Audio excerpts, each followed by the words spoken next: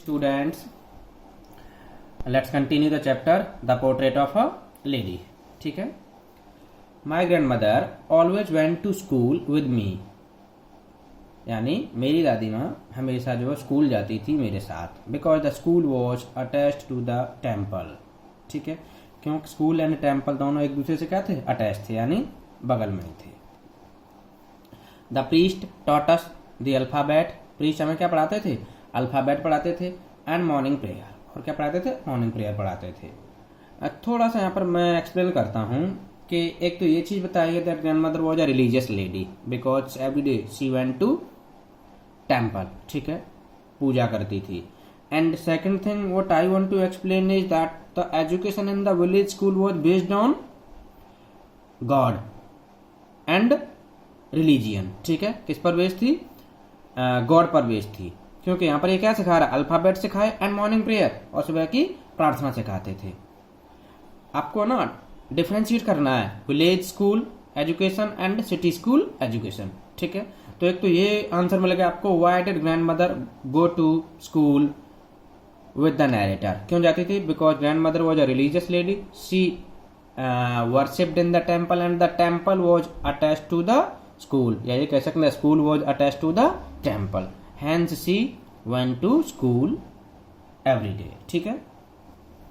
While the children sat in rows. जब बच्चे जो है लाइन बना करके बैठ जाते थे on either side of the veranda. Veranda की दोनों साइड्स में singing the alphabet. हम लोग क्या करते थे? अल्फाबेट सीखते थे गा गा करके. और the prayer in a chorus, यानी एक ग्रुप के साथ हम प्रेयर को गाते थे. My grandmother sat inside reading the scriptures. मेरी दादी माँ अंदर बैठती थी उस टाइम तक. And she use to read scriptures, यानी वो रिलीजियस बुक्स को पढ़ती रहती थी. स्क्रिप्चर्स मैंने पहले ही बता दिया था आपको. रिलीजियस बुक्स होती लाइक भगवद गीता, रामायण. ठीक है. When we had both finished, जब हम दोनों का काम कंप्लीट हो जाता, we would walk back home. We would walk back together. हम साथ साथ वापस आते. This time the village dogs would meet us at the temple door. यानी टेम्पल के डोर पर लौटते समय हमें कौन मिलते थे? विलेज डॉग्स मिलते थे. ठीक है. They followed us to our home. क्यों फॉलो करते समझ आ रहा होगा? Because the grandmother use to throw chapatis to them. So वो फॉलो करते थे उनको. ग्रोलिंग एंड फाइटिंग, यानी बार्किंग करते रहते थे एंड फाइटिंग करते रहते थे, गुर्राते रहते थे. With each other for the chapatis we threw to them. उन चपातीज के लिए जिनको वो लोग उनके लिए डालते थे. When my parents were comfortably settled in the city, they sent for us. जब मेरे पेरेंट्स शहर में अच्छे सेटल हो गए थे, they sent for us. Actually में sent for is phrasal verb. ठीक है, यानी जब भी किसी वर्ब के बाद प्रेपोजिशन लग जाती है तो ये फ्रेजल वर्ब बन जाती है और इसका मीनिंग अपने फंडामेंटल मीनिंग से बिल्कुल अलग हो जाता है. तो सेंट फॉर अस का मतलब दे कॉल्ड अस, उन्होंने हमें क्या कर लिया? बुला लिया था. ठीक है. That was a turning point in our friendship. इस चीज को अंडरलाइन कर लेना. आपसे क्वेश्चन पूछा जा सकता है कि what was the turning point in the friendship of the grandmother and the narrator. ठीक है. So when the narrator's parents called them to live in the city, that was a turning point in their friendship because the grandmother and the narrator could not live as they used to live in the village. तो यही answer हो जाएगा. ठीक है. सो turning point समझ आ गया होगा friendship में कौन सा था, यानी जब वो गांव से शहर में क्या हुए थे? सेटल हुए थे. ठीक है. Although we share the same room, हालांकि रूम अभी भी शेयर कर रहे हैं, एक ही रूम में रह रहे हैं दोनों. My grandmother no longer came to school with me. मेरी दादी माँ अब जो है मेरे साथ में ज्यादा लंबे टाइम तक स्कूल नहीं आ सकती थी. क्यों नहीं आ सकती थी? इसका रीजन था. देखिए, एक तो स्कूल के बगल में कोई भी टेम्पल नहीं था. And secondly the narrator went in a motor बस. किस में जाता था? मोटर बस में जाता था. और आपको पता ही एक स्कूल में जो है एक ही बच्चे को अलाउ किया जाता है. I use to go to an English school. मैं एक इंग्लिश मीडियम स्कूल में जाने लगेगा था. इन अ मोटर बस में जाता था. समझ आएगा रीजन क्यों नहीं जाती थी वो? एक तो मंदिर नहीं था और दूसरी बात वो मोटर बस में जाता था. There were no dogs in the street. अब गलियों में कोई डॉग्स नहीं थे. And she took to feeding sparrows in the courtyard of our city house. अब दादी माँ ने एक हैबिट डेवलप कर ली that she use to feeding. She took to feeding. वो क्या करती थी? फीड किया करती थी. किसको? स्पैरोज को. In the courtyard of our city house, यानी हमारे शहर के जो घर था उसके आंगन में वो क्या करती थी? स्पैरोज को फीड करती थी. As the years rolled by, जैसे जैसे टाइम बीतता गया, we saw less of each other. अब तो हम दोनों एक साथ मिलकर के ज़्यादा टाइम भी नहीं दे सकते थे एक दूसरे के लिए, क्योंकि नरेटर के पास स्टडी का बर्डन हो गया था। ठीक है, आप क्या कहोगे, वॉज इट डेलिबरेटली और was it the demand of the circumstance के नरेटर जो अपनी दादी माँ के साथ टाइम नहीं बिता पा रहा? लेट मी नो, ठीक है, मुझे बता देना। For some time she continue to wake me up, यानी कुछ टाइम तक तो जैसे गांव में किया करती थी, जैसे यहाँ भी continued wake him up and get me ready for school, और उसे स्कूल के लिए तैयार करती थी। व्हेन आई केम बैक, जब मैं वापस आता, she would ask me what the teacher had taught me, वो मेरे से पूछती थी कि आज टीचर ने क्या पढ़ाया। जैसे कि आपके पेरेंट्स पूछते होंगे, दादी माँ पूछती हो बेटा आज क्या पढ़ाया।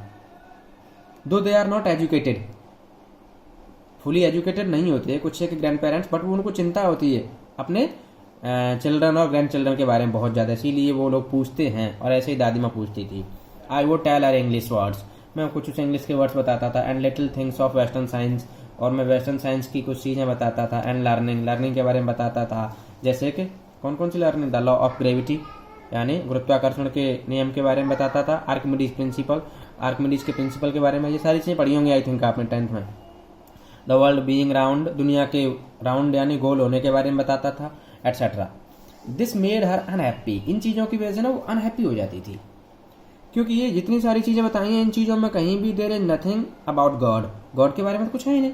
एंड ग्रैंड मदर चाहती थी कि there must be the education on the basis of God, ठीक है, एजुकेशन का सेंटर पॉइंट क्या होना चाहिए, गॉड होना चाहिए, because she was a religious lady, she believed in God, ठीक है। तो वो अनहैप्पी हो जाती। She could not help me, वो मेरी हेल्प नहीं कर सकती थी, because she did not know English, क्या नहीं आती थी उसे, इंग्लिश नहीं आती थी। विद माई लेसन, मेरी लेसन में मेरी हेल्प नहीं कर सकती थी। She did not believe in the things they taught at the English school, यानी जितनी भी चीज़ें उस इंग्लिश मीडियम स्कूल में पढ़ाई जाती थी उन चीज़ों में दादी माँ बिलीव नहीं करती थी। मैंने पहले ही बता दिया आपको क्यों नहीं करती थी। एंड वॉज डिस्ट्रेस्ड, और दुखी हो जाती थी। That there was no teaching about God, कि ऐसे स्कूल में तो कोई टीचिंग ही नहीं है गॉड के बारे में और स्क्रिप्चर्स के बारे में। वन डे आई अनाउंस्ड, एक दिन मैंने उन्हें बताया, that we were being given music lesson, कि हमें क्या सिखाया जाता है, म्यूजिक लेसन पढ़ाया जा रहा है स्कूल में, ठीक है। शी वॉज वेरी डिस्टर्ब, बहुत ज़्यादा डिस्टर्ब हो गई उस दिन तो। To her music had lewd association, उसके लिए दादी माँ के लिए म्यूजिक हैड लूड एसोसिएशन, यानी लूड एसोसिएशन का मतलब इंडिसेंट, यानी म्यूजिक जो है अभद्र चीज़ थी, इंडिसेंट चीज़ थी दादी के लिए। वो सोचती थी कि म्यूजिक एक्चुअली में अच्छे लोगों के लिए होता ही नहीं है, यानी जो म्यूजिक वो नरेटर सीख रहा था तो उसे लग रहा था कि जो म्यूजिक है ना, ये म्यूजिक अच्छे लोगों के लिए नहीं होता, ये तो इंडिसेंट थिंग है। कैसी चीज़ है, इंडिसेंट चीज़ है, ठीक है। और ये क्या नाम है, it was the monopoly of harlots, ये तो मोनोपोली ऑफ हेरलट्स है, यानी हेरलट्स होती हैं प्रोस्टिट्यूट्स, ठीक है, ऑप्शन कह सकते हैं।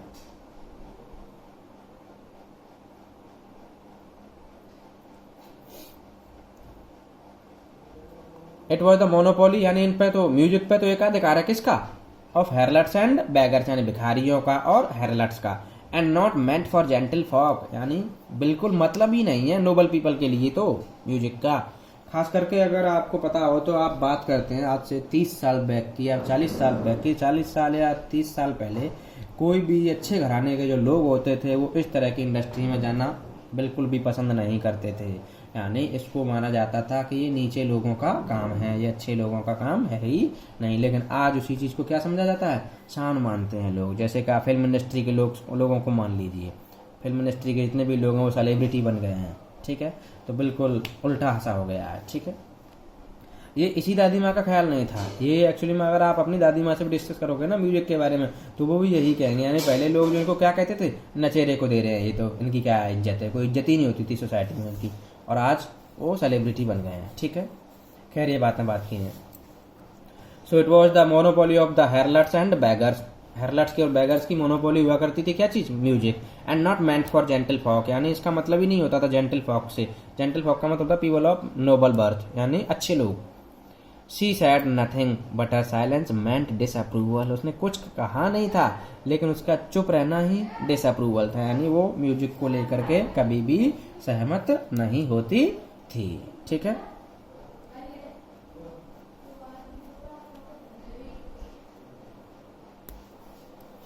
सो यहाँ पर वोकेबलरी देख लीजिए आप। लूड एसोसिएशन यानी इंडिसेंट और ऑब्सीन, हेरलेट्स यानी प्रोस्टिट्यूट्स। ठीक है, जेंटल फॉक यानी people of noble birth. When I went up to university, जब मैं यूनिवर्सिटी जाने लगा था या यूनिवर्सिटी जाता था, I was given a room of my own, मुझे मेरा खुद का कमरा दे दिया, क्योंकि आपको पता है कि हायर स्टडीज में सेपरेट रूम की जरूरत होती है। ठीक है, डिस्टर्बेंस में स्टडी नहीं हो पाती। आपको तो अभी से सेपरेट रूम दे दिया होगा आपके पेरेंट्स के द्वारा। The common link of friendship was snapped, अब तो जो हमारी कॉमन लिंक थी वो भी स्नैप हो चुकी थी। कॉमन लिंक कौन सी, सुबह उठाती थी, तैयार करती थी। ठीक है, तो अब तो वो भी खत्म हो चुकी थी, क्योंकि अब तो रूम ही नहीं है। जब रूम में ही अलग में रह रहा है तो वहाँ उससे डिस्कस करना, बातें करना, ऐसा लगता था कि हम उसे डिस्टर्ब कर रहे हैं। So common link of friendship was snapped. Underline कर लेना। अगर आपसे ये क्वेश्चन पूछा जाए कि when was the common link of friendship snapped between the grandmother and the narrator, तो आप यही लिखोगे when the narrator went up to the university he was given a room of his own। ठीक है, the common link of friendship was snapped। my grandmother accepted her seclusion with resignation, तभी मेरी दादी माँ ने क्या कर लिया, accepted her seclusion, उसने अपने एकांतवास को स्वीकार कर लिया रेजिग्नेशन के साथ। seclusion यानी loneliness। ठीक है, she rarely left her spinning wheel to talk to anyone, अब तो मुश्किल से ही वो अपने स्पिनिंग व्हील को छोड़ती थी। टू टॉक टू एनीवन, किसी से बात करने के लिए। स्पिनिंग व्हील समझ आ रहा होगा, कॉमन वर्ड है, चरखा होता है। ठीक है, यानी अब तो बेसिकली तो एक ही एक्टिविटी होती थी, यानी sit at the spinning wheel, यानी स्पिनिंग व्हील के पास बैठना, चरखे को चलाते रहना। और दूसरी एक और मोस्ट इंपोर्टेंट होती थी, उसे मैं आगे बताता हूँ आपको। फ्रॉम सनराइज टू सनसेट, यानी सूर्योदय से लेकर के सूर्यास्त तक। She set by her wheel, अपने स्पिनिंग व्हील के पास बैठ जाती थी। स्पिनिंग यानी काटती रहती थी, सूत बुनती रहती थी। एंड रिसाइटिंग प्रेयर्स, और क्या करती थी, प्रेयर्स रिसाइट करती रहती थी। Only in the afternoon she relaxed, वो आफ्टरनून के टाइम पर थोड़ी सी रिलैक्स होती थी। फॉर अ वाइल, थोड़े टाइम के लिए।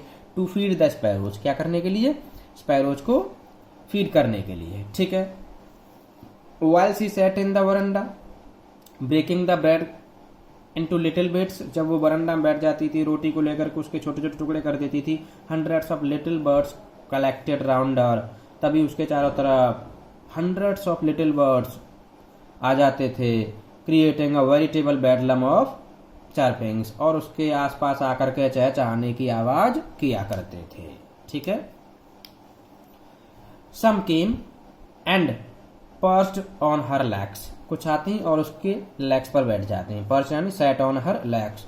अदर्स ऑन हर शोल्डर्स, कुछ जो है कहाँ बैठे, उसके शोल्डर्स पर बैठ जाती हैं। Some even sat on her head, कुछ तो इवन उसके सिर पर बैठ जाती थी। शी स्माइल्ड, वो मुस्कुराती रहती। But never shooed them away, लेकिन वो कभी भी उन्हें उड़ाती नहीं थी। It used to be the happiest half hour of the day for her, ये उसका दिन का सबसे हैप्पीएस्ट हाफ आवर होता था। तो आपसे पूछा जाए कि which was the and when was the happiest hour of the day for the grandmother, तो आप बता देना when she used to fed the sparrows at the time of noon, used to be the happiest